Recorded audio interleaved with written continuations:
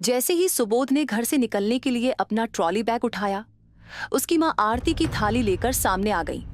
आरती उतारने के बाद जब माँ ने उसके माथे पर रोली का तिलक लगाने की कोशिश की, अचानक थाली उनके हाथ से छूट गई। थाली गिरते ही फर्श पर खून ही खून बिखर गया। सुबोध डर गया। उसने माथे पर हाथ लगाया तो वहां भी तिलक की जगह खून लगा हुआ था। यह देख सुबोध के माथे पर पसीने की बूंदें झलकने लगी। हे भगवान, ये कैसा सपना था? सुबोध बड़बड़ाया। माँ तो कई साल पहले ही चल बसी थी। बाहर ठंडी हवाएं चल रही थीं और दूर दूर तक कोहरा फैला हुआ था। रात का समय और सुनसान सड़कों का माहौल सुबोध के मन में भय का वातावरण बना रहा था।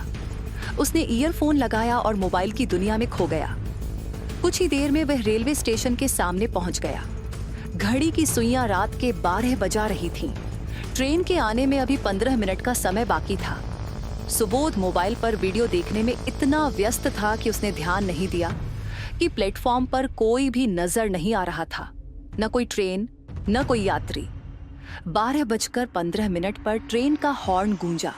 सुबोध ने मोबाइल से ध्यान हटाया और ट्रेन में चढ़ गया। ट्रेन के अंदर अंधेरा देखकर उसका दिल जोर से धड़कने लगा। उससे पहले कि वह बाहर निकल पाता, अचानक लाइटें जल उठी। सुबोध ने राहत की सांस ली। सीट नंबर देखकर वह अपनी जगह बैठ गया। पूरी बोगी खाली पड़ी थी। उसके मन में अजीब अजीब से ख्याल आने लगे। हमेशा भीड़ से भरी रहने वाली यह ट्रेन आज इतनी खाली क्यों है? तभी उसने देखा कि एक महिला 2 बच्चों के साथ उसकी सामने वाली सीट पर बैठ गई। उसके बाद धीरे धीरे और भी यात्री अपनी अपनी सीटों पर बैठने लगे। सुबोध ने एक बार चारों ओर देखा और फिर से मोबाइल देखने लगा। अचानक उसे अजीब सी जलने की गंध आई। वह थोड़ा असहज हो गया और उसने बगल में बैठे एक यात्री से पूछा, आपको भी जलने की गंध आ रही है? यात्री ने भयानक हंसी के साथ जवाब दिया, कपड़ा नहीं, मांस जलने की गंध है ये। आप कैसी बातें कर रहे हैं? कौन जलेगा चलती ट्रेन में? सुबोध ने घबराते हुए पूछा। यात्री की आंखें खून की तरह लाल हो गईं। उसने भयानक स्वर में कहा, जलकर मरना सबसे दर्दनाक होता है। क्या कभी किसी जीवित इंसान को जलते हुए देखा है? सुबोध का मन घबराने लगा। उसने अपनी नजर दूसरी ओर घुमा ली। सामने एक महिला अपने बच्चों के साथ बैठी हुई थी। महिला ने उसे देखकर पूछा, क्या हुआ? आप परेशान लग रहे हैं। यह आदमी अजीब बातें कर रहा है, सुबोध ने कहा।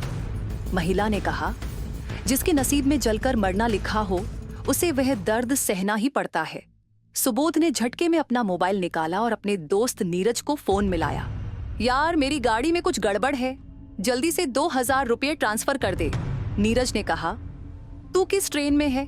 कोरोमंडल एक्सप्रेस तो एक्सीडेंट के कारण कैंसिल हो गई थी। क्या? मैं खुद ट्रेन में बैठा हूँ, सुबोध ने घबराते हुए कहा। नीरज ने कहा, अपने मोबाइल पर चेक कर ले। सुबोध ने मोबाइल पर न्यूज चेक की। उसमें साफ लिखा था कि एक दिन पहले ही कोरोमंडल एक्सप्रेस के दुर्घटनाग्रस्त होने के कारण सैकड़ों यात्रियों की मौत हो गई थी। यह देखकर सुबोध के माथे पर पसीना आ गया। अचानक ट्रेन को जोरदार झटका लगा। ट्रेन पटरी से उतर गई और बोगी पलट गई। चारों ओर चीख पुकार मच गई। सुबोध बुरी तरह से गिर पड़ा। उसकी नजरें धुंधली हो गईं और डर ने उसके होश छीन लिए। उसने महसूस किया कि उसके चारों ओर घोर सन्नाटा है। उसने धीरे से आंखें खोलीं और देखा कि बोगी में सब कुछ सामान्य लग रहा था। न कोई चीख थी, न कोई यात्री। सुबोध खड़ा हुआ और उसने ट्रेन के दरवाजे की ओर भागने की कोशिश की, लेकिन वह स्तब्ध रह गया। दरवाजे पर ढेर सारे लोग खड़े थे। उनके शरीर जल चुके थे, मांस लटक रहा था। उनकी लाल खून से भरी आंखें उसे घूर रही थीं।